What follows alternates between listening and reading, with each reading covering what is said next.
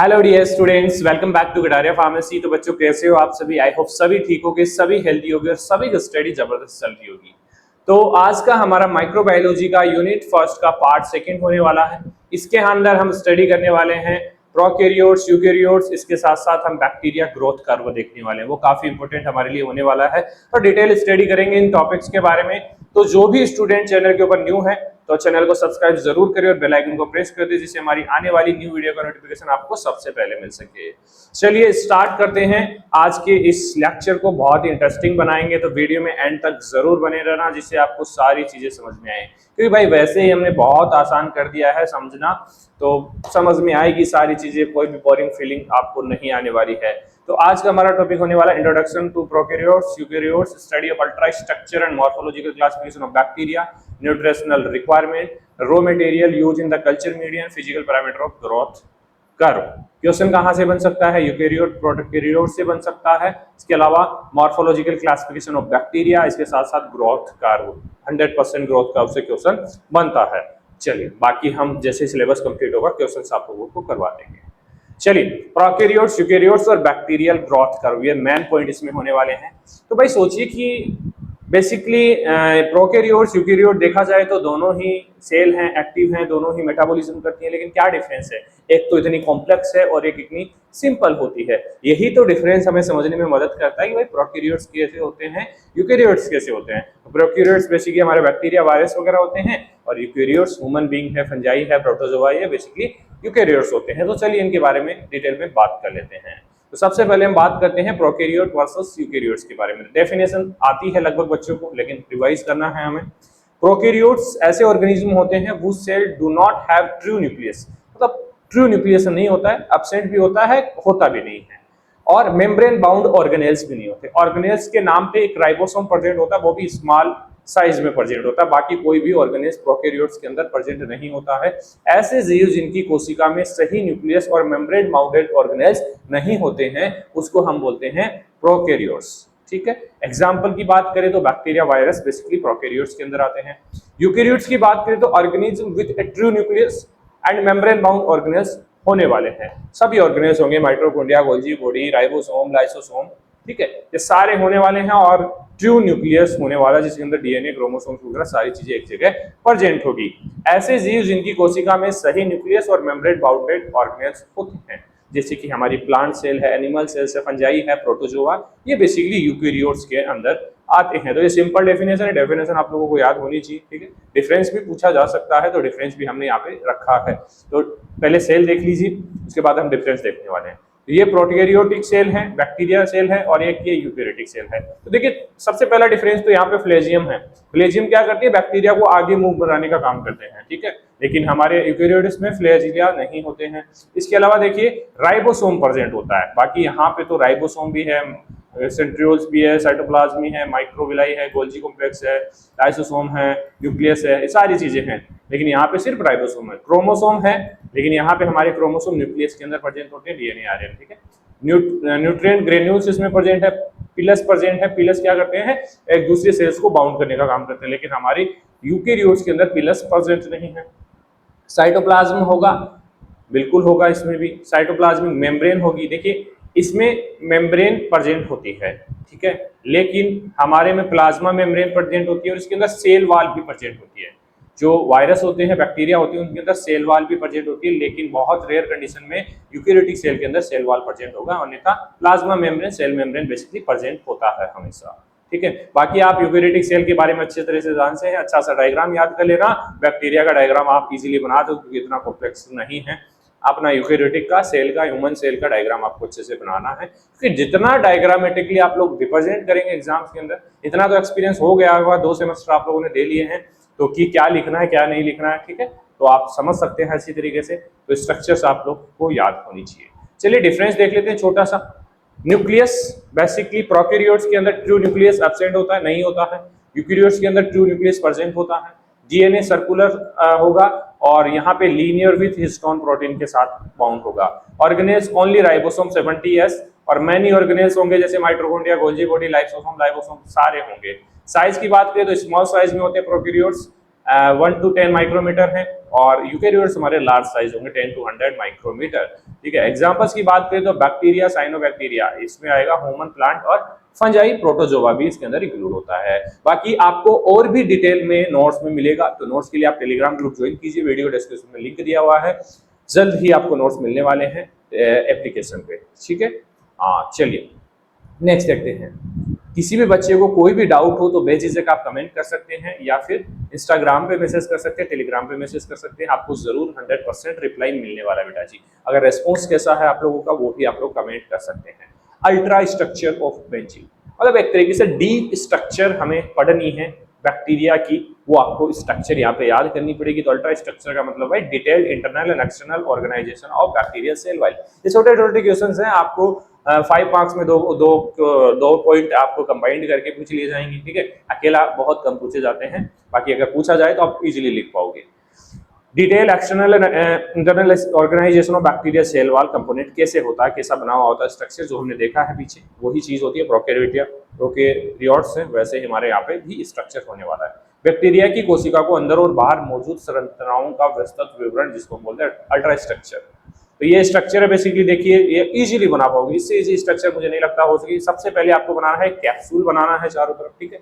उसके बाद आपको बनानी है सेल वाल बनानी है सेल वाल के अंदर बनानी है सेल वेल, 3 लेयर बनेगी। उसके अंदर आपको मिजोसोम्स बनाना है, न्यूक्लियोइड्स बनाना है, इंक्लूजन बॉडी बनाना है, राइबोसोम बनाना और फ्लेजियम ये बाहर लगे हुए होंगे, ऐसे बाहर लगा देना फ्लेजियम। और बाकी जो पिली होंगे वो पिली छोटे छोटे इसके लगे हुए होंगे पिली, ठीक है। पिली का काम अलग है, फ्लेजिला ये इसको मूव कराने का काम करता है, ठीक है, फ्लेजियम।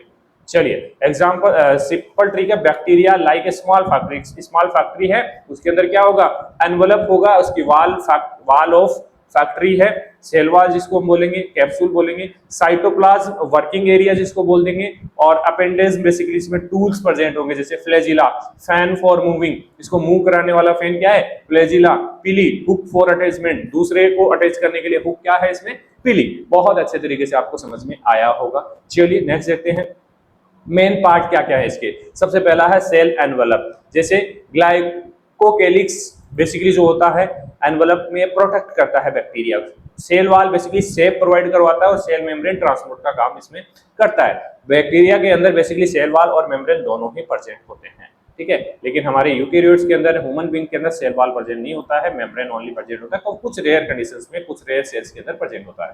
ग्राम पॉजिटिव पर्पल कलर के और थिक वाल दिखाई देंगे। बैक्टीरिया 2 टाइप के होते हैं, ग्राम पॉजिटिव और ग्राम नेगेटिव।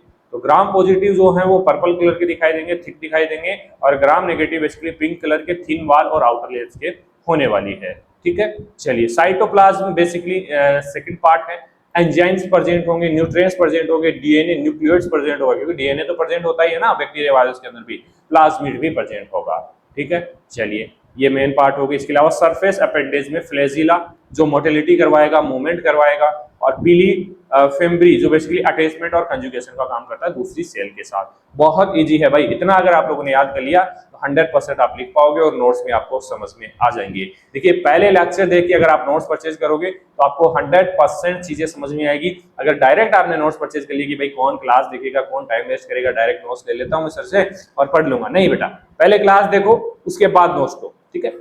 अगर क्लास में भी समझ नहीं आ रहा तो फिर आप उसको क्लियर करो, उसके बाद नोट्स लो। लेकिन मेरे को इतना पता है कि जिस बच्चे ने क्लास देख ली उसको 100% नोट्स समझ में आने वाले हैं, और एक बार जिसने क्लास देख ली एक बार नोट्स पढ़ लिए, भाई तैयारी 100% आपकी होने वाली है, ये गारंटी के साथ में बोलता हूँ। और अच्छे मार्क्स आएंगे, 100% आएंगे अगर आपने अच्छे से मन से हमारी बात मानी है तो, ठीक है। चलिए मॉर्फोलॉजिकल मतलब भाई किस किस हिसाब के बैक्टीरियाज होते हैं, क्या क्या स्ट्रक्चर होती है। मॉर्फोलॉजी का मतलब है कि स्ट्रक्चर की स्टडी करना कि भाई किसी किसी साइज है, डिफरेंट डिफरेंट किस किस प्रकार के बैक्टीरियाज प्रेजेंट हैं। डेफिनेशन देखिए, बैक्टीरियल मॉर्फोलॉजी मतलब classification of bacteria based on their shape and arrangement के हिसाब से बैक्टीरियाज को डिफरेंट डिफरेंट टाइप्स में क्लासिफाई किया गया है, उसको हम बोलते हैं मॉर्फोलॉजिकल क्लासिफिकेशन बेसिकली।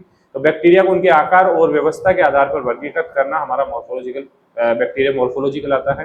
तो इसमें देखिए बेसिकली 3 टाइप में डिवाइड किया जाता है, कोकस, रोड लाइक जिसको सर्कुलर बोलते हैं, विबीरियो मतलब वाइब्रेटिंग कोमा, और स्पाइरल।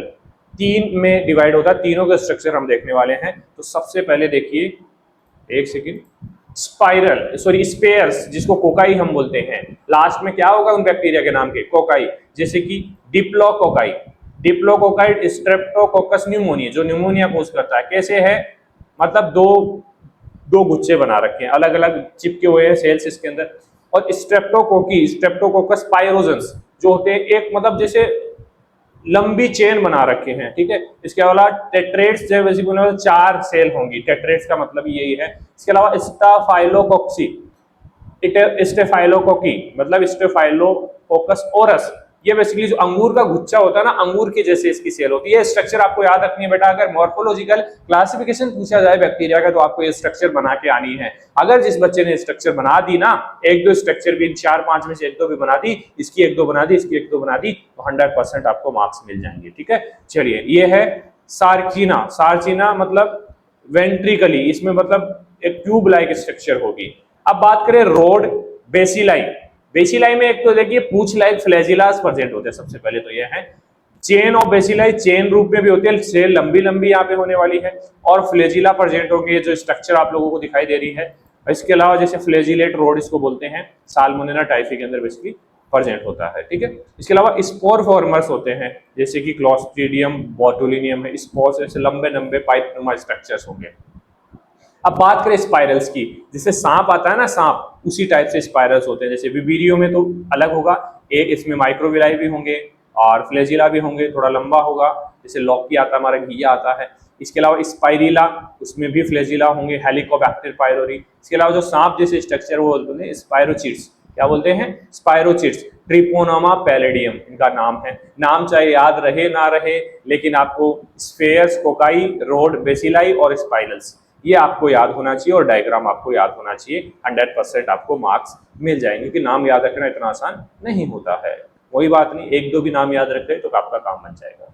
चलिए, शेप्स देखिए, बेसिकली कोकाई जो राउंड शेप होगी, बिल्कुल स्ट्रेप्टोकोकस राउंड शेप होगी।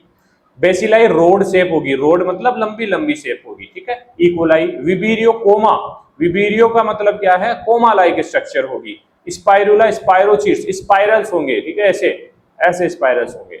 चलिए, ये शेप पता लगी। अरेंजमेंट ऑफ कोकाई, अरेंजमेंट मतलब डिप्लोकोपी पेयर में अरेंज होंगे, जैसे दो पेयर थे, है ना, पेयर में अरेंज थे। और स्ट्रेप्टोकोकस चेन के अंदर अरेंज थे, चेन में कैसे, ऐसे चेन बनी हुई थी। और हमारा स्ट्रेप्टोकोकाई, स्टेफाइलोकोकाई, ये बंच ऑफ ग्रेप्स, ग्रेप्स की जो बंच होता है ना, ग्रेप्स का गुच्छा होता है, उसकी तरह प्रेजेंट है। तो ये अरेंजमेंट है, ये मॉर्फोलॉजिकल क्लासिफिकेशन इसको हम बोलते हैं, ठीक है। समझ में आई चीजें। चलिए नेक्स्ट देखते हैं, न्यूट्रिशनल रिक्वायरमेंट फॉर बैक्टीरिया। अब भाई देखिए, हमें ग्रो करने के लिए न्यूट्रिएंट्स की रिक्वायरमेंट पड़ती है, फूड की रिक्वायरमेंट पड़ती है, तो कहीं ना कहीं बैक्टीरियाज को भी रिक्वायरमेंट पड़ती है आगे सर्वाइव करने के लिए। तो वो है टॉपिक हमारा न्यूट्रिशनल रिक्वायरमेंट ऑफ बैक्टीरिया। तो बेसिकली देखिए, substance required to grow and survival of bacteria, उसको हम बोलेंगे nutritional requirement, bacterial nutrition. Bacteria को वर्दी और जीवन के लिए आवश्यक पदार्थ कौन कौन से हैं। चलिए ट्रिक देखिए, VCNMG, VCNM मतलब सबसे इंपॉर्टेंट, भाई हमें भी चाहिए वही चीजें बैक्टीरिया को चाहिए, जैसे वाटर चाहिए, बिल्कुल चाहिए, कार्बन चाहिए, बिल्कुल चाहिए, नाइट्रोजन चाहिए, नाइट्रोजन चाहिए, मिनरल चाहिए, ग्रोथ फैक्टर चाहिए ग्रो करने के लिए। ये मतलब मेन प्रोडक्ट है, मेन न्यूट्रिशनल रिक्वायरमेंट है बैक्टीरिया की। इसके अलावा और भी काफी चीजें होती है, लेकिन हम मेन पे फोकस करने वाले हैं। Type of bacteria based on nutrition के हिसाब से कितने टाइप में डिवाइड किए हैं।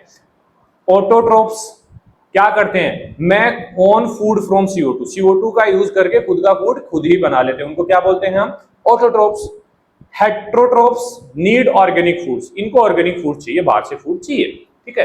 पैरासाइट्स होते हैं live on host, host cell के ऊपर ये जीवित रहेंगे। जैसे मान लीजिए किसी जानवर की स्किन पे बैठे हैं, जैसे हमारे सर में जुएं हो जाती हैं, वो होस्ट होता है, हम होस्ट हैं और वो जीव है, पैरासाइट उसको हम बोलते हैं। तो लाइव ऑन होस्ट, दूसरे पे सर्वाइव करते हैं।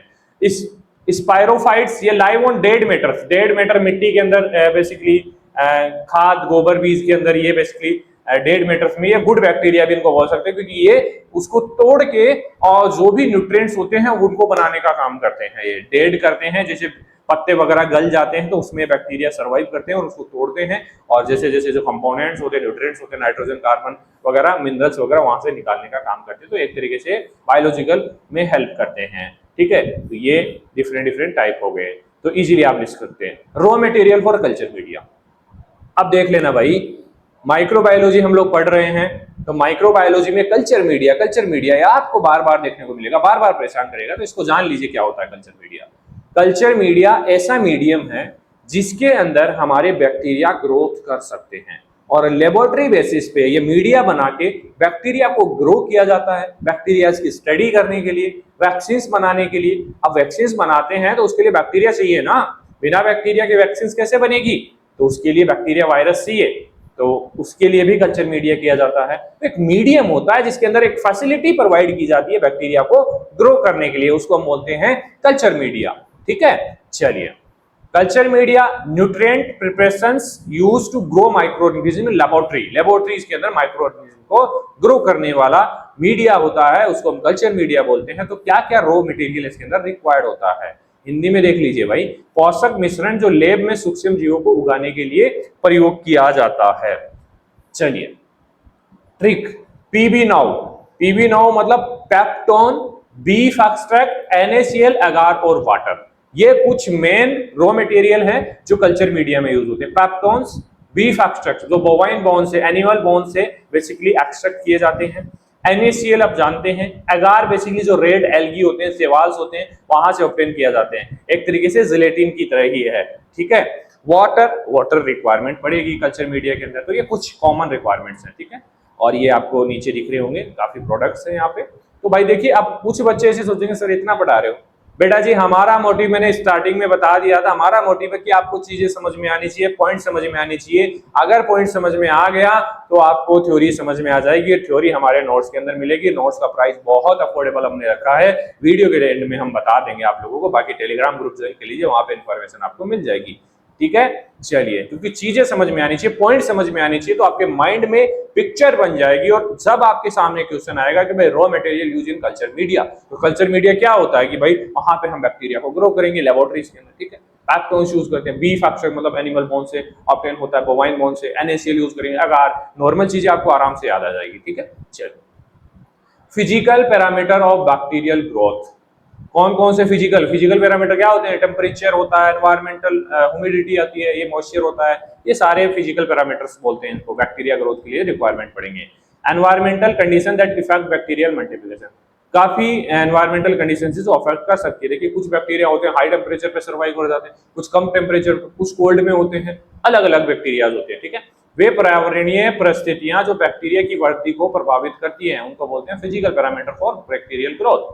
जैसे कि टॉप मोस्ट बोल दीजिए, टॉप एमओ, temperature, oxygen, pH, moisture, osmotic pressure, ये सभी अफेक्ट कर सकते हैं। देखिए, टेम्परेचर की बात करें तो साइक्रोफिलस बेसिकली कोल्ड के अंदर सर्वाइव करते हैं, मीजोफाइल्स बेसिकली नॉर्मल टेम्परेचर पे, थर्मोफिलस बहुत हाई टेम्परेचर तक सर्वाइव कर सकते हैं। पीएच की बात करें तो न्यूट्रल, पीएच बेसिकली 6.5 to 7.5 रहना चाहिए बैक्टीरिया ग्रोथ के लिए। ऑक्सीजन की बात करें तो एनोप्स होते हैं, इनको ये ऑक्सीजन की हेल्प से ग्रो करते हैं, ऑक्सीजन की रिक्वायरमेंट इनको पड़ती है। एनोप्स होते हैं बिना ऑक्सीजन के सर्वाइव कर लेते हैं। फेसिकुलेटिव, ये बेसिकली मतलब ऑक्सीजन का यूज करके एटीपी बना लेते हैं, ऊर्जा बना लेते हैं। माइक्रोफाइल्स, ये बेसिकली हमारे इनको मतलब कम ऑक्सीजन की जरूरत पड़ती है, मतलब सर्वाइव करने के लिए थोड़ी बहुत ऑक्सीजन इनको मिलनी चाहिए। इस टाइप से फिजिकल पैरामीटर मतलब जरूरी है कि ऑक्सीजन भी जरूरी है, टेम्परेचर भी जरूरी है, मॉइस्चर भी जरूरी है, ऑस्मोटिक, लेकिन अगर इनमें गड़बड़ी होती है, इनमें कमी या अधिकता होती है, ज्यादा होती है या कम होते हैं, तो ये अफेक्ट कर सकते हैं ग्रोथ को। जैसे हमारी बॉडी में होता है वैसे इनके में हो सकता है। ठीक है, चलिए, अब बात करते हैं हम बैक्टीरियल ग्रोथ कर्व की। बहुत अच्छा क्वेश्चन है, 5 मार्क्स में आपको देखने को मिल सकता है। डेफिनेशन आपको आनी चाहिए, a graphical representation of bacterial population increase over time in a close system. Close system मतलब लेबोरेटरीज के अंदर हम बैक्टीरिया ग्रो कर रहे हैं, तो कैसे ग्राफ बढ़ रहा है बैक्टीरिया ग्रोथ का, उसको स्टडी हम बोलते हैं, उसको बोलते हैं बैक्टीरिया ग्रोथ कर्व। बंद वातावरण में समय के साथ बैक्टीरिया की वृद्धि का ग्राफिकल निरूपण।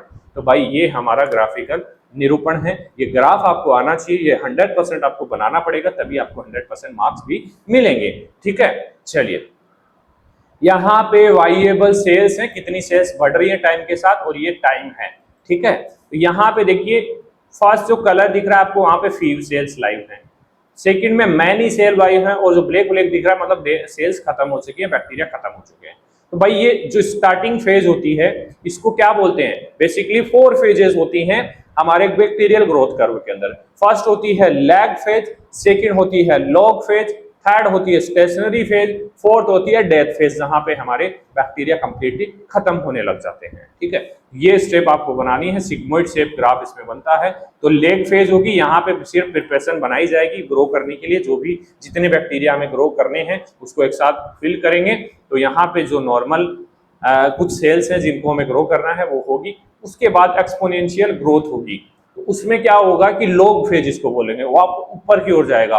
तो यहाँ पे देखिए मैनी लाइव सेल्स, ठीक है, मैनी लाइव सेल्स। अब जो सेकंड फेज होगी मतलब ये ग्रोथ हो गई, ये स्टेशनरी फेज यहाँ स्टक हो जाएगा, इससे ऊपर नहीं जाएगी चीजें। यहाँ पे क्या होगा कि धीरे धीरे जो सेल है वो डेड होने लग जाएगी, नीचे देखिए ब्लैक ब्लैक दिखाई दे रहा होगा। उसके बाद वापस से नीचे गिरता है, क्योंकि जो न्यूट्रिएंट्स है जो हमने दिया है इसको बैक्टीरिया को ग्रो करने के लिए वो बेसिकली खत्म हो चुका है। तो भाई वापस से जो सेल है वो डेड होने लग जाएगी बैक्टीरिया की, तो डेड फेज इसको बोल देंगे। तो यहाँ पे धीरे धीरे धीरे जो ब्लैक वाला स्पॉट है डेड सेल का वो बढ़ता जाएगा और सारे बैक्टीरिया डेड हो जाएंगे। तो ये वाली जो फेज होती है ये वैक्सीन के लिए बेसिकली एक रिक्वायरमेंट होती है। ठीक है, तो सम सेल आर रिमेन वावेन, बहुत कुछ लास्ट में बहुत कुछ कम सेल्स यहाँ पे बचने वाली है। तो ये बहुत सिंपल तरीके से है, इसमें टेंशन लेने की जरूरत नहीं है। बैक्टीरिया ग्रोथ कर्व आपको याद कर लेना इंपॉर्टेंट है। चलिए फेजेस देख लेते हैं हम।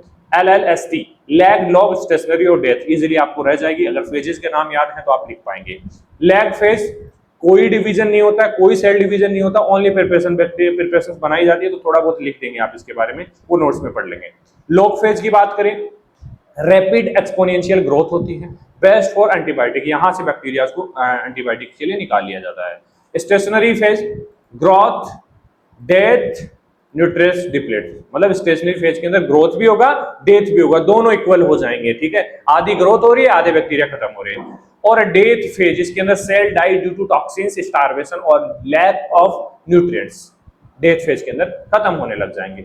सिग्मोइड शेप हमारा ग्राफ यहाँ पे बनता है। ठीक है, ये हमारा लेक्चर कंप्लीट हो चुका है। आई होप आपको लेक्चर समझ में आया होगा। तो वीडियो कैसी लगी आप लोगों को, आप लोग अच्छी लगी तो लाइक कर सकते हैं। बाकी जो भी बच्चा नोट्स परचेज करना चाहता है, नोट्स का प्राइस बेसिकली 1 सब्जेक्ट के लिए 99 है, 4 सब्जेक्ट के लिए 299 है। जल्दी आपको नोट्स अवेलेबल होंगे, टेलीग्राम ग्रुप ज्वाइन कर लीजिए फिलहाल। ठीक है, एप्लीकेशन आने वाला है तो उस पर आपको कंप्लीटली नोट्स मिल जाएंगे। ठीक है, सारी चीजें आपको एक ही प्लेटफॉर्म के ऊपर मिलने वाली है, टेंशन मत कीजिए, धीरे धीरे सारी चीजें अवेलेबल हो जाएगी। इंपॉर्टेंट क्वेश्चन भी अवेलेबल होंगे, मॉडल पेपर्स भी अवेलेबल होंगे, आप टेंशन मत लीजिए, आप अपनी पढ़ाई जारी रखिए। लेक्चर्स जारी हैं, रेगुलर क्लासेस हो रही हैं। अभी फिलहाल 3rd सेमेस्टर के ऑडियो में लेक्चर्स चल रहे हैं, ऑर्गेनिक केमिस्ट्री, माइक्रोबायोलॉजी। जैसे ही 1st सेमेस्टर हमारा कंप्लीट होगा हम इसको कंटिन्यू कर देंगे, रेगुलर लेक्चर्स आपको मिलने लग जाएंगे। ठीक है, चलिए मिलते हैं नेक्स्ट लेक्चर में, धन्यवाद।